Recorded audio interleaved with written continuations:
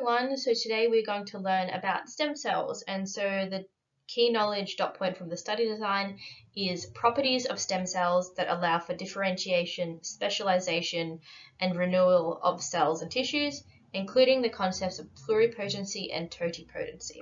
That might seem like a whole heap of new words, but we will break it down and I will explain everything to you. So what is a stem cell?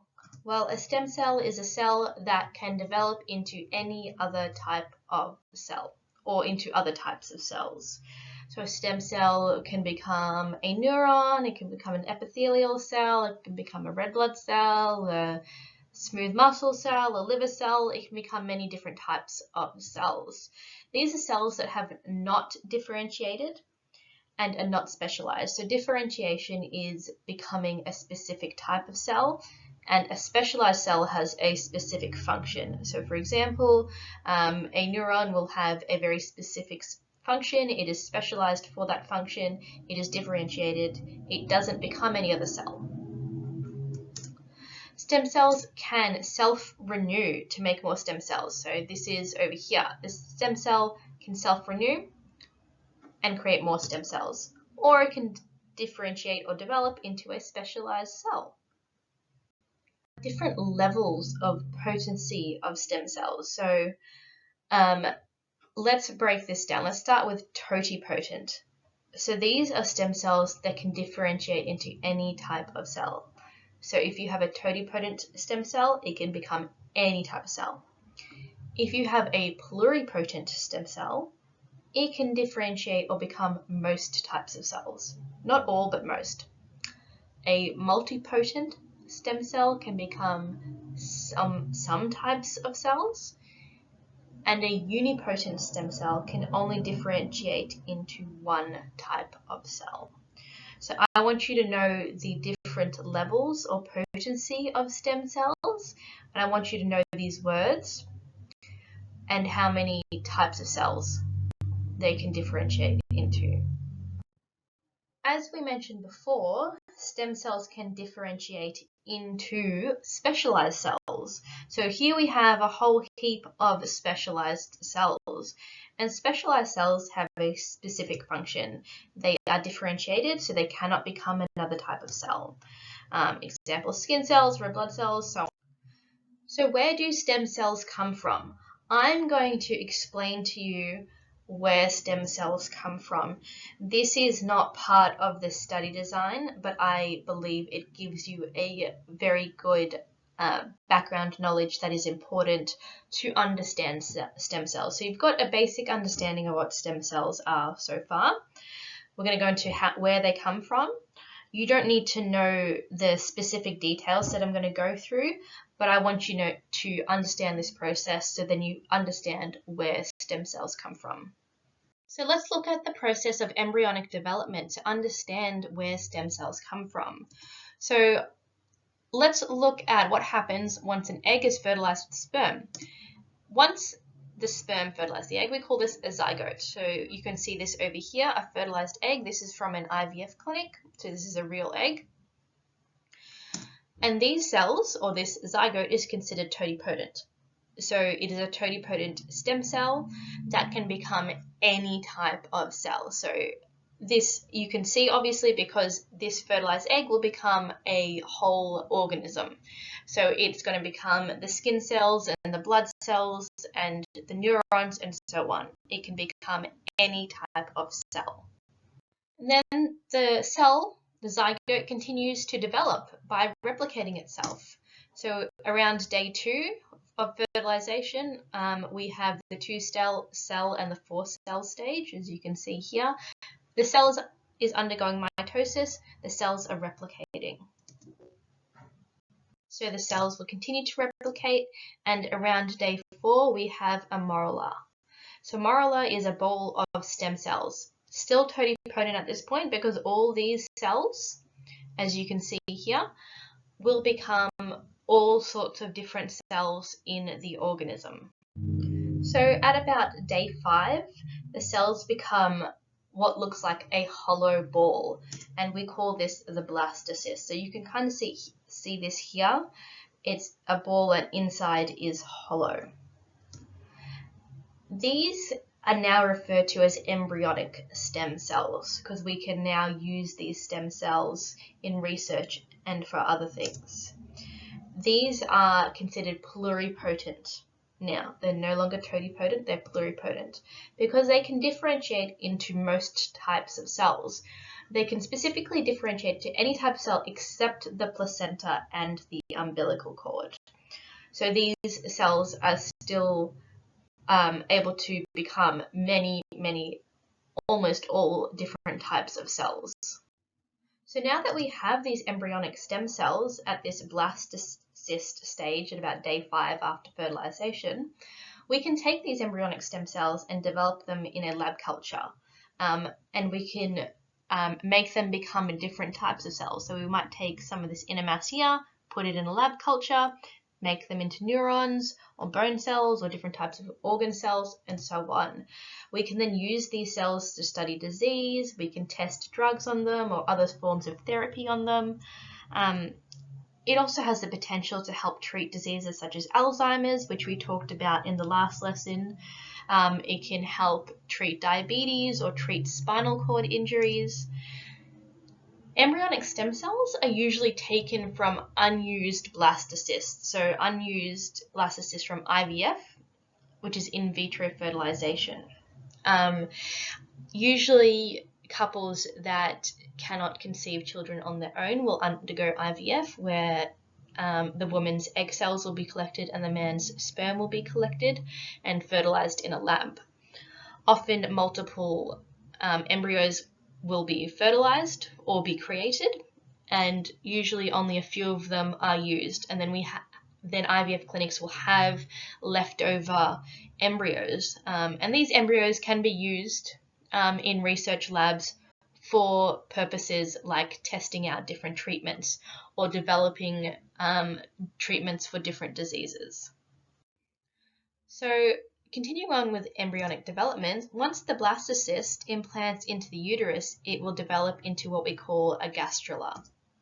This gastrula, as you can see here, has 3 different layers. So the mesoderm, the ectoderm, and the endoderm. You don't need to know these words. I'm just helping explain to you how this happens, and I think it's pretty interesting. At this stage, these cells are now multipotent. So they can become many types of cells, but not all types of cells. So the ectoderm, for example, becomes the nervous system and the skin. So this pink layer here, these cells become your nervous system and your skin. The mesoderm, this layer here, the yellow, becomes your muscles, skeleton, kidneys, and reproductive system. And the endoderm, this blue part in the middle, becomes the endocrine glands, lung, digestive tract, and so on. And this is summarized here. I think this is really interesting, how at this stage different parts of the embryo become different types of cells that make up our bodies. So we've looked at embryonic stem cells, so stem cells that come from an embryo. However, adults have some stem cells. Some tissues and organs within your body contain tissue-specific stem cells. So their job is to replace cells from that tissue that are lost in your normal day-to-day living or in injury, such as in your blood and the lining of your gut. So we have in your bone marrow, we have stem cells specific to blood cells, and they will produce new red blood cells when maybe we lose some blood or we need to replace the red blood cells. These tissue-specific stem cells are multipotent, so they can become some types of cells, but different.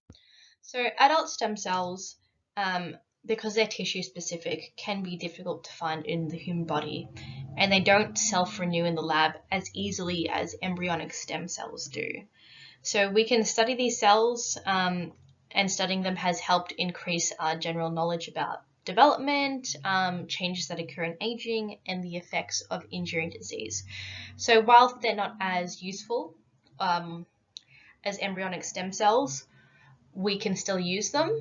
There are a lot of ethical issues with using embryonic stem cells Some of them can be because people believe that an embryo can't consent to those cells being used, but an adult can. So there are adults who will donate their stem cells for research, and an adult can consent to research being done on their cells.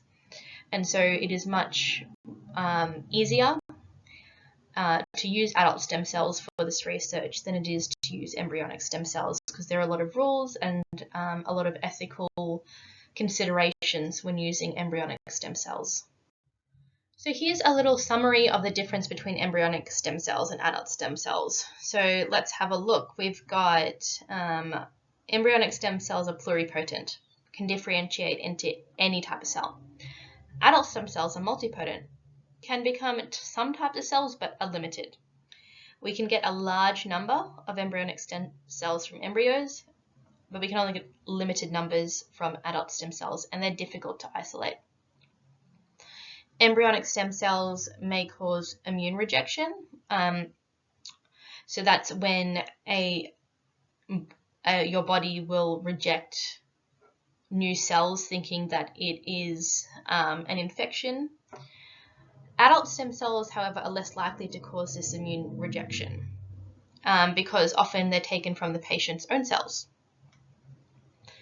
Embryonic stem cells have the potential for undesired tumor formation, whereas with adult stem cells, it's less likely.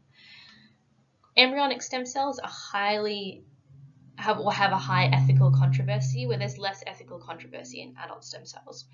So I just want you to know some differences between embryonic stem cells and adult stem cells, mostly that embryonic stem cells are pluripotent, whereas adult stem cells are multipotent. There's a lot of ethical controversy with embryonic stem cells, and less so with adult stem cells. Stem cells are so useful and they're so interesting because they have this potential to treat many medical conditions, and we can use them for many different things. So these are some headlines that I have found over the course of 2023. So there was a third person cured of HIV after receiving stem cell cancer treatment. There was a person who received blood stem cell transplantation, and they were able to get an immune system reboot in MS patients. So this is a disease called multiple sclerosis, which is very debilitating and has a huge impact on a person's life, and so stem cells were able to help someone with MS.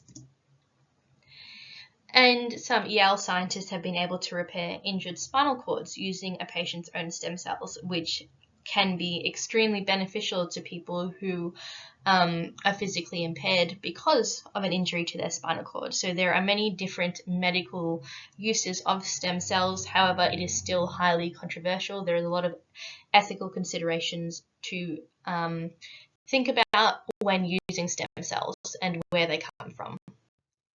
So the key points, because there was a lot of information there, a lot of different words, the key points that I want you to know about stem cells. So stem cells have different levels of potency: totipotent, pluripotent, multipotent, and unipotent.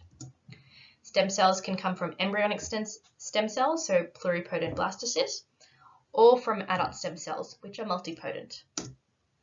And lastly, stem cells can either self-renew or they can differentiate into specialized cells.